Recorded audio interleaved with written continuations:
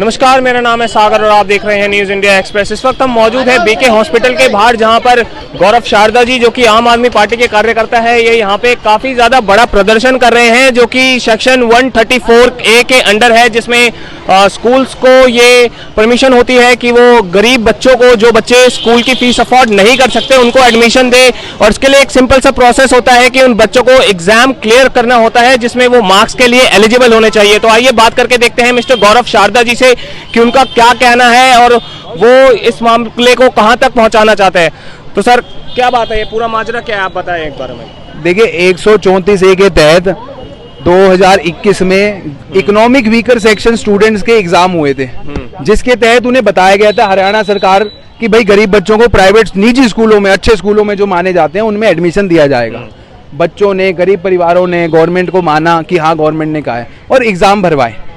और वो सारे गरीब लोग थे, 10,000 से जिनकी तनख्वाह कम है, मासिक आए। अब कोरोना में तो वैसे ही काम छिन गया। तो जब बच्चों ने एग्जाम दिए तो बच्चों के नंबर आए 92%, 95%, इवन कुछ बच्चों के आए हैं 100% नंबर। 65,000 बच्चों में से 45,000 ऐसे बच्चे हैं जिन्होंने 90-92% नंबर लिए हैं। अब उसमें से हरियाणा गवर्नमेंट ने 22,500 बच्चों के एडमिशन ही नहीं दिए। और ना देने का क्या कारण निकला कि उन्होंने पिछला बकाया प्राइवेट स्कूलों का दिया ही नहीं है। और प्राइवेट स्कूल ने क्या किया, कोर्ट में केस डाल दिया कि भाई गवर्नमेंट या तो हमें पिछला पैसा दे या फिर हम बच्चों को एडमिशन तभी देंगे। अब हरियाणा गवर्नमेंट किस ताक में बैठी है कि अब पिछला पैसा मांग लिया, वो तो खा गए, ये तो घोटाला हो गया, लोगों को पता लग जाएगा, इलेक्शन आने वाले हैं। तो उन्होंने इस कानून को रद्द करने का पूरा मन बनाया हुआ है। अभी भी जो विधानसभा का स्तर चल रहा है उसमें यही बात हो रही है। शिक्षा मंत्री ने यही कहा है कि हम 134A को अच्छी तरह इंप्लीमेंट नहीं कर पाए हैं, लेकिन जो केंद्र सरकार ने उन्हें धन दिया था, जो कि फंड दिया गया था, वो तो वो खा चुके हैं। क्या अभी भी वो इस बात से नकारेंगे कि उन्होंने 22,500 बच्चों के पैसे नहीं दिए हैं? और क्यों नहीं दिए? क्या ये गरीब बच्चे झंडा और डंडा उठाने के लिए हैं? और सर, इस सेक्शन के अंडर एडमिशन लेने का जो प्रोसेस है वो क्या है? बहुत आसान प्रोसेस है। आप सरकार क्या करती है, पहले एक नोटिफिकेशन देती है, माँ बाप उस नोटिफिकेशन, जो ऑनलाइन नोटिफिकेशन है, ऑनलाइन फॉर्म भरे जाते हैं। अब गरीब बच्चा किसी ना किसी तरीके से कैफे में जाता है, 50-100 रुपए खर्च के अपना फॉर्म भरता है, उसके द्वारा फिर एक एग्जाम होता है।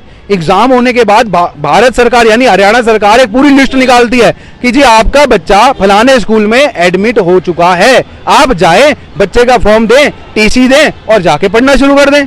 पर जब वो बच्चा उस स्कूल में जाता है तो स्कूल कहता है ऐसा कोई लेटर नहीं है, हम नहीं दे रहे एडमिशन।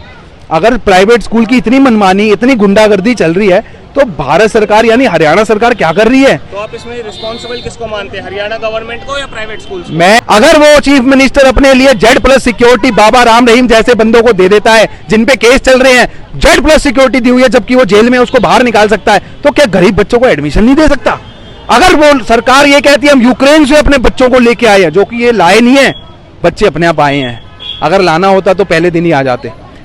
ये सब आडंबर, ये सब झूठी नीतियां जो हरियाणा सरकार ने इस बार थोपी हैं, मैं बताना चाहूंगा सर, आप बड़े बड़े काम करते होगे, आप बड़े लोग हो, लेकिन गरीबों के बारे में तो सोचो। जिन बच्चों के आपने एडमिशन नहीं दिए, पिछला 1 साल अगर उनका बर्बाद हो गया ना, तो मैं बता रहा हूं ये 1 साल आपके लिए कब्रिस्तान बना देगा पूरे हरियाणा गवर्नमेंट के लिए, और आने वाले चुनावों में एक सीट भी नहीं मिलेगी। तो सर, आप इस चीज को कितने टाइम से इस चीज के लिए प्रोटेस्ट कर रहे हैं? देखिए, 92 दिन हो गए हैं इस काम को करते हुए, आज हमारा 93 दिन है। ये छोटा छोटा बच्चा इतनी धूप में, इतनी सर्दियों में, ये काम हुआ था दिसंबर में शुरू। ये देखिए छोटे बच्चे को, इतनी गर्मी में धूप, बेचारा पसीने आ रहे हैं। बच्चे, क्या नाम है आपका? प्रियांशी। कौन सी क्लास में हो आप? 3rd। अच्छा, और कितने मार्क्स आए थे आपके? 65। देखिए 65% नंबर है। कौन सी कक्षा में आए थे बेटे? मैं हिंदी। अच्छा, हिंदी में आए थे। देखिए बच्चा कितनी मेहनत से बताने का प्रयास कर रहा है। एक भी हरियाणा मंत्री, शिक्षा मंत्री अपनी शिक्षा बता दे, बात छोड़ो, मैं कहता हूँ शिक्षा मंत्री अपनी शिक्षा बता दे कि भाई मैंने इतने एग्जाम पास करे हैं, कीबोर्ड में कितने कीवर्ड होते हैं ना, वो आप चाहते हो, आप तो नेता बन गए, ये बच्चे नेता, ये नेता ना बने। आज के बच्चे कल के नेता, लेकिन वो बच्चे नेता तो तब बनेंगे ना जब पढ़े लिखे होंगे।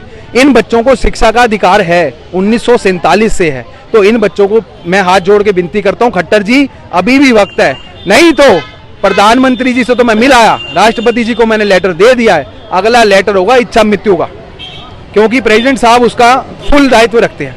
मैं खुद कह रहा हूँ, गौरव शारदा मेरा नाम है, फरीदाबाद का निवासी हूँ, मैं इच्छा मृत्यु मांगूंगा प्रेसिडेंट साहब से अगर इन 22,000 बच्चों का एडमिशन नहीं हुआ पूरे हरियाणा के अंदर। तो सर पॉलिटिक्स में आने के लिए भी क्या एजुकेशन क्वालिफिकेशन रिक्वायर है कहीं पे? यही सबसे बड़ा दुर्भाग्य है, यही सबसे बड़ा दुर्भाग्य है। नेता 10वीं पास, नेता के ऊपर हो 100 केस, वो लड़ सकता है इलेक्शन, लेकिन अगर एक भी हमारे जैसा आम इंसान एक केस भी हो जाए ना सर, तो एक पीएम की जो गवर्नमेंट जॉब निकलती है वो भी नहीं भर सकता। और अभी भी भारत के अंदर ऐसे ऐसे नेता हैं जिनकी क्वालिफिकेशन 10वीं पास है। आप मानेंगे, यहाँ तक कि कई बार विवादित ऐसे ऐसे मिनिस्टर भी आए हैं जिनके पास डिग्री ही नहीं है। जब पेपर भी नहीं बनते थे ना भारत में, उस साल की डिग्री लगाई हुई है। ऐसे ऐसे भी नेता हैं। तो हम किसी को ये नहीं कहते कि आप बुरे हो सर, लेकिन हम सिर्फ एक बात कहते हैं, हमारे बच्चों को एडमिशन दे दो, दे दो, दे दो, वरना बहुत मुश्किल हो जाएगी। आज तो हम सड़क पे खड़े हैं, कल आपके घरों के अंदर बैठे मिलेंगे और उन घरों से आपको बाहर निकाल के खदेड़ेंगे। सर आप क्या कहना चाहेंगे इसके बारे में? मेरा तो ये कहना है कि बच्चे, आज के जो बच्चे कल के भविष्य है, वो देश के भविष्य है। तो इनको तो जितनी इनकी योग्यता के हिसाब से, इनको जितना कोशिश हो सरकार को पूरी सुविधा के हिसाब से इनको पढ़ाना चाहिए, और जो बच्चे जिस काबिल है वहाँ पर पहुँचने का पूरा अवसर मिलना चाहिए। फिर लेकिन चूंकि जो बच्चों का अप्लाई दिया है, बच्ची का 75% नंबर आया है, जो देश में आय से सकल 46। जब देश में और शिक्षा मंत्री, मैंने टीसी भी कटवा रखी है बच्ची की। टीसी कटवाने के स्कूल में मैसेज आया कि आप टीसी लेके और डॉक्यूमेंट लेके स्कूल में आए। उसके बाद वहाँ लेके गए, उन्होंने कहते हैं एडमिशन तो हम लेते हैं जी, हमारा तो अभी टाइम लगेगा, उसके बाद लेंगे, बोर्ड के पेपर चल रहे हैं। उसके टाइम लगेगा, कितना टाइम वो तो 2 दिन कहते उन्होंने लास्ट में कहते हैं हमारा तो कोर्ट में केस चल रहा है, एडमिशन नहीं लेते हम किसी भी कीमत पे। एडमिशन लेंगे, यहाँ आने का कष्ट ना करें, हमारे परेशान मत करो आप। उन्होंने डायरेक्ट यही बोला। और सरकार तो चाहती नहीं कि गरीब बच्चे पढ़े। अगर गरीब बच्चे पढ़ेंगे तो इनके झंडे कौन उठाएगा? इनके झंडे कौन उठाएगा? इनकी दरी कौन बिछाएगा? इनकी रैलियों में कुर्सी कौन बिछाएगा? सरकार नहीं चाहती कि गरीब बच्चे पढ़े, लेकिन इनके बच्चे, लग रहा है कि इसलिए सरकार गरीब बच्चों को एडमिशन इसलिए नहीं दे रही। और क्या कारण इनका? इनके अपने बच्चे तो 5 स्टार होटल यूक्रेन पढ़ रहे हैं, कोई अमेरिका पढ़ रहा है, कोई सऊदीया पढ़ रहा है, कोई कहीं पढ़ रहा है, लेकिन गरीब बच्चे कहाँ जाएंगे? उनका सरकारी भी नहीं है, सरकार कहाँ पढ़ाएगी? धन्यवाद सर आपका।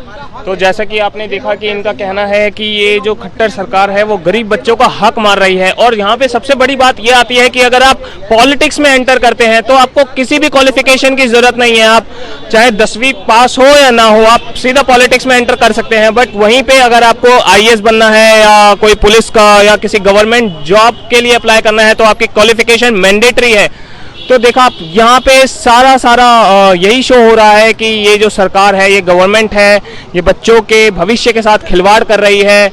और इसी तरीके की डेली अपडेट्स के लिए जुड़े रहिए हमारे साथ और देखते रहिए न्यूज़ इंडिया एक्सप्रेस। धन्यवाद।